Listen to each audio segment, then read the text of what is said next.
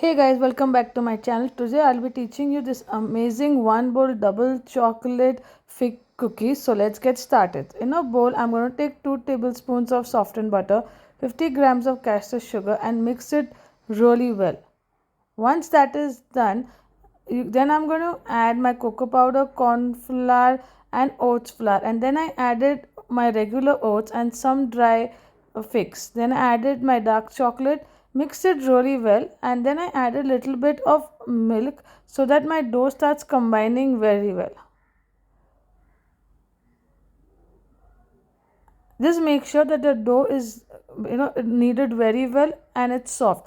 This is the way it will look, and once that is done, I divided it into equal parts and made small balls of it, and I think around 10 cookies will be made in this recipe. Also guys, don't forget to like and subscribe my channel and also follow me on Instagram. All the links are mentioned in the description.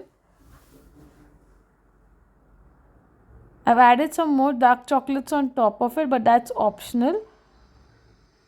And you can bake it at 180 degrees for 10 to 12 minutes. And look how well these cookies have turned out. They will be soft when you remove it, but it will harden later on. But they look really good.